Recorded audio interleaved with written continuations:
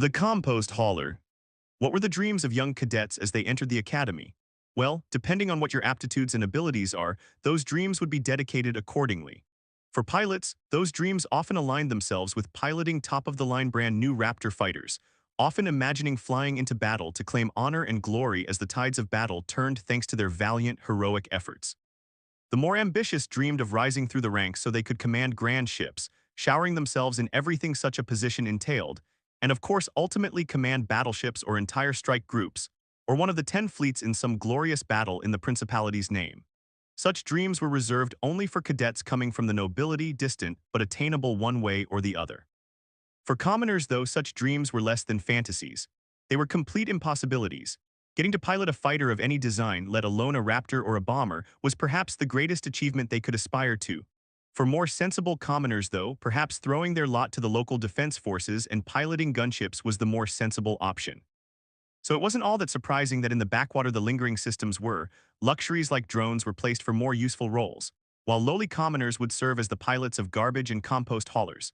Typically such positions would be filled by merchant or house-affiliated pilots, but the Royal Navy sent pilots where they were needed, even though many knew the pilots sent to fill said roles were either being punished or were particularly lacking in skill. Wyatt Staples didn't care that much. He knew he was a better pilot than most nobles, but the further he could be from them, the better, and the job itself wasn't all too bad. All he had to do was follow orders, pick up a haul at the designated coordinates, jump to where it was needed, drop the bio-waste off, mark the delivery, and return to the station for new orders. Rinse and repeat. Simple, straightforward, and it put him away from any potential conflict.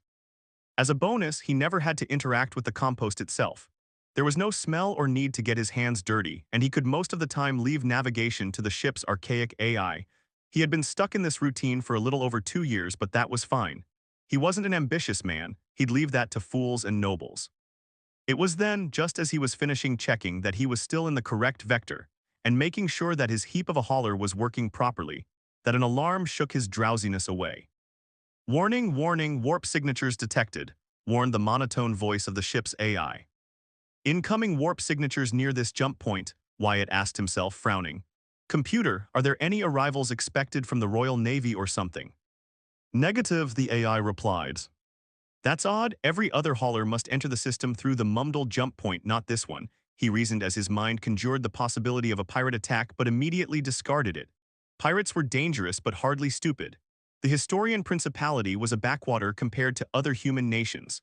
The lingering systems were a backwater of that backwater. In over 10 years, not a single pirate had entered anywhere near the lingering systems, because they were so utterly worthless that not even pirates would be stupid enough to waste fuel, time, and effort for nothing in return. "Computer, get me a visual of the vessel," Wyatt ordered. The AI didn't reply with words. Instead, his screen lit up with what the external cameras could see. He smiled when he saw the beauty of space, a small indulgence he got to use every now and again. Quickly, the AI found a grainy, small but familiar outline. "Magnify," he ordered, and the AI complied. The outline took a clearer form, enough for him to identify the ship. "That's the royal yacht," he exclaimed, confused and surprised in equal measure. Then he frowned. "What is the royal yacht doing in this backwater?" he asked out loud before he saw a couple of explosions appear just a few kilometers away from the royal yacht. "Its PD systems are online, so someone is attacking it. Computer, how many warp signatures were you able to detect?" "2 signatures confirmed," the AI replied. "Then where's the other ship?" Wyatt asked himself, but the AI interpreted it as a command. "Unknown, no heat readings detected," the AI answered. "Warning, missiles detected." "That should be impossible. Computer, calculate the vector trail of the missiles back to their source," Wyatt ordered, and the AI complied.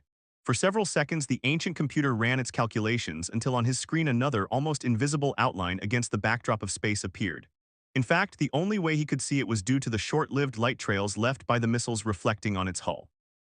"That must be a Corvette-class warship at least. How is it able to keep up with the royal yacht?" he pondered to himself as he watched more explosions illuminating the darkness of space. As the chase continued, Wyatt could see the mysterious ship's hull was nearly pitch black. He could also vaguely make the outline of an arrowhead-shaped ship, sleek, beautiful, and deadly. They were faint, but plumes of light were behind it, likely its engines. "Why is it attacking the royal yacht? What the hell is that ship?" he asked himself, knowing full well that a ship capable of keeping pace with the royal yacht, the fastest ship in the Principality, then the mysterious black ship in its pursuit was more advanced than any other ship across the Royal Navy. Computer contact home station, he ordered. Unable to comply, the AI replied. Great, just great, so it also has scramblers or jammers, Wyatt sighed exasperatedly. What am I supposed to do now? It was a simple question with no easy answer. He knew there was virtually nothing he could do to help the royal yacht. His hauler was a glorified cockpit with a small cargo bay equipped with basic quarters attached to large engines, the smallest warp drive it could fit, and a reactor that could power it all. The sole purpose of a hauler was to maglock large containers that didn't require the use of a freighter to carry them around. It wasn't elegant. It didn't need to be, but it was cheap in the long run. As for armaments, it only had a measly standard PD turret. That was it. He didn't even have the cheapest military-grade armor for protection. There was nothing he could do. There has to be something I can do, he protested in a murmur, his mind desperately trying to come up with a solution. In his heart, there was no love for nobles. Sure, he didn't hate all of them, and he knew not every blue blood was a selfish, arrogant, petulant idiot, but that didn't mean he wished the worst upon them either.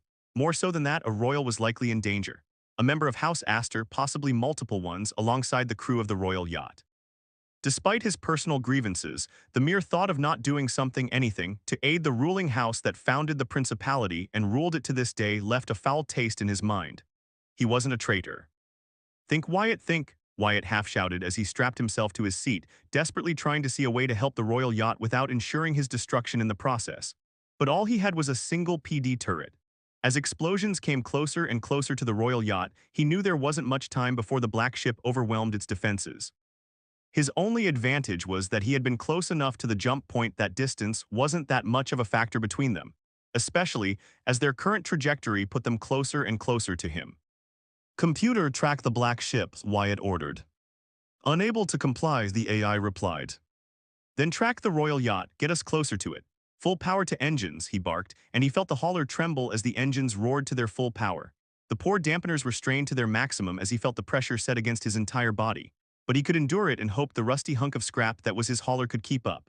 Wyatt quickly armed the PD turret, readying to fire as the distance between himself and the royal yacht closed. If he couldn't track or lock the black ship, then he'd use its prey to find it. Firing a few times, Wyatt was able to intercept 2 missiles, giving whatever aid he could and marking himself as an ally. Unfortunately, that also meant the black ship now saw him as an enemy. The pursuer fired 6 missiles at him, his crappy sensors barely registering them in time for the PD turret to strike them down one by one once they entered effective range. The last missile exploded dangerously close, enough to blind one of his cameras for a moment.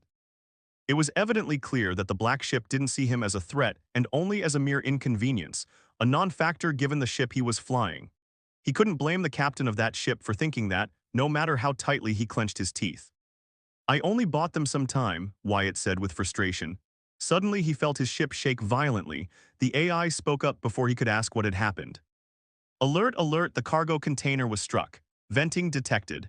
Advice, disengage for emergency repairs to avoid losing cargo.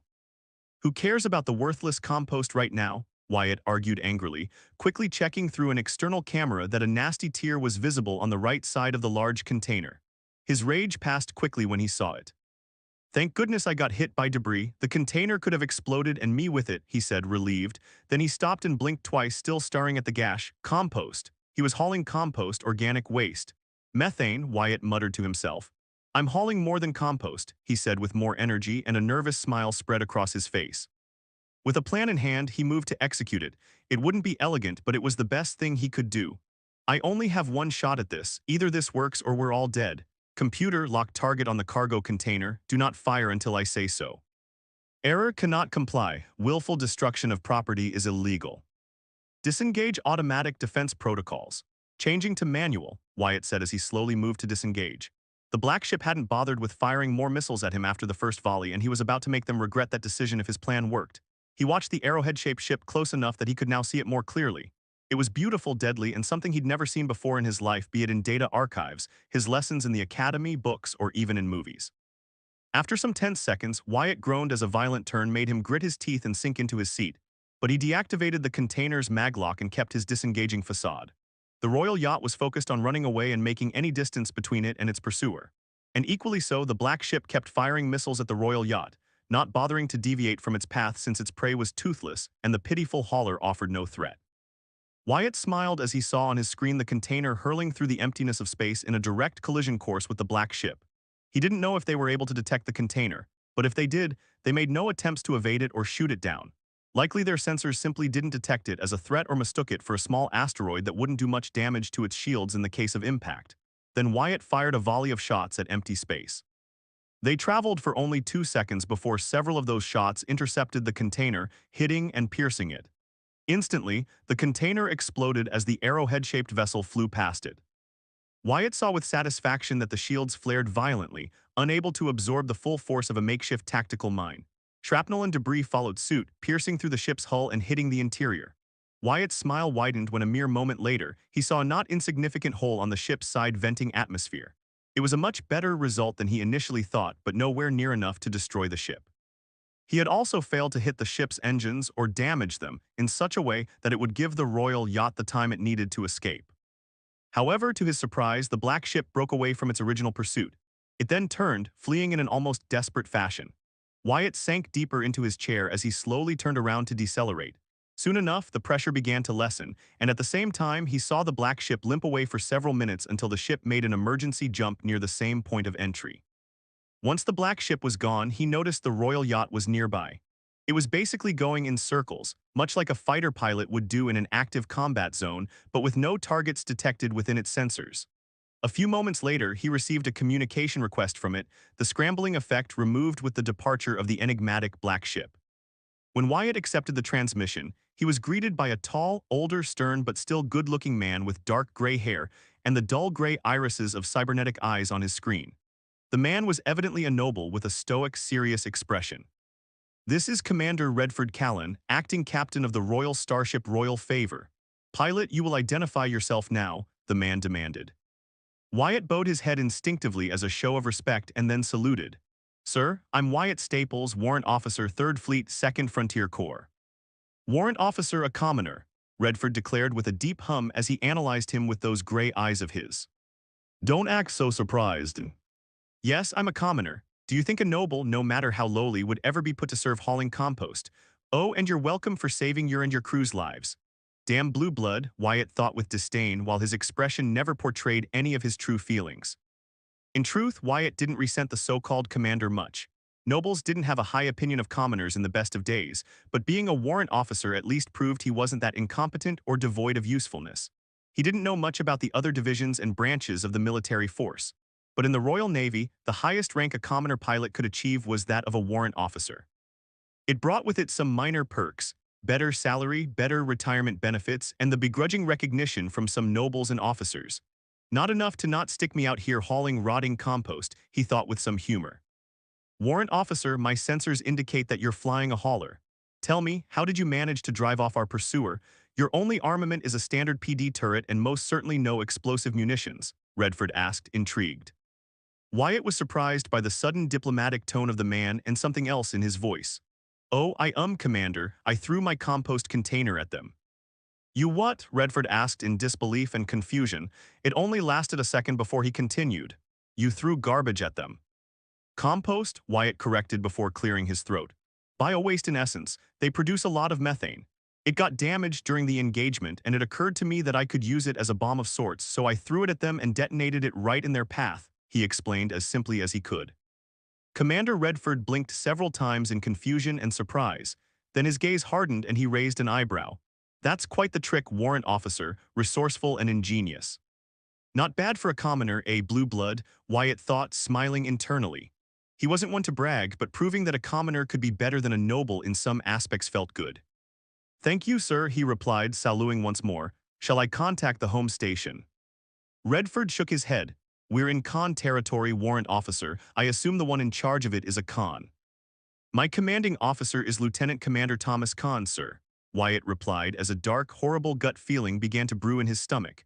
He didn't know why, but he felt that something was awfully wrong, as if the royal yacht getting attacked with the clear intention of destroying it wasn't a terrible indication of it already. "I suppose I owe you this much, Warrant Officer Wyatt Staples," Redford began, eyes narrowing slightly. "As direct subordinates and vassals of House Draymore, House Khan has raised their weapons against us. Don't bother trying to return to your home station. That pitiful creature will likely have you executed." "Sir?" Wyatt asked, the sinking feeling in his stomach now a ravine. "Oh, please no, not a civil war," he begged as his hands slowly moved to his controls, ready to flee back to Volantes if that was the case. "There's been a coup attempt, warrant officer. Duke Cornelius Draymore of Cameron has broken his oaths and has turned against his nephew, the prince, seeking to claim the throne for himself.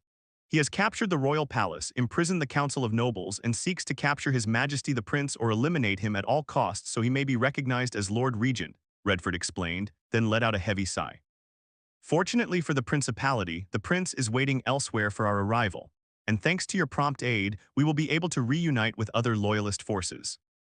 Wyatt felt the void in his stomach clench as relief washed over him. A succession dispute, he uttered without thinking. Commander Redford nodded. Precisely. Again, thanks to you, our VIP may reunite with His Majesty. Warrant Officer Wyatt Staples, I invite you to join us and fight against these traitors in the name of the prince. We could use your creative problem-solving methods in the future. Wyatt felt his mind reeling for a moment. Now that he could think about it, what other option did he have? Desertion, death, betrayal? None but the first sounded appealing, and only slightly. But as long as the feud between noble blue bloods remained between them, then he saw no reason to run back to Volantes. And if the conflict escalated into a civil war, then there would be nothing he could do about it. But as long as I can fight, then I'll help His Majesty the Prince. I'm not a traitor, he thought with determination, even as the full extent of understanding of the political maelstrom he was diving headfirst into escaped his comprehension. It didn't matter. Besides, Commander Redford was right. He had defended the royal yacht. If he tried to return, Lieutenant Commander Thomas Kahn would have him face a firing squad if he felt particularly merciful.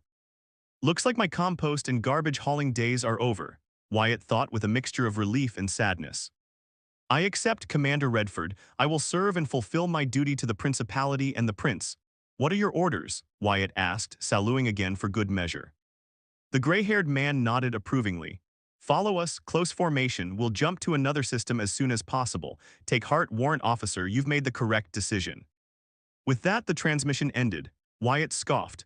Not that I had other options, but you're right, he said, plotting a course following the royal favor. As the two ships made their way to a stable jump point, Wyatt couldn't shake the feeling that his life had been changed forever.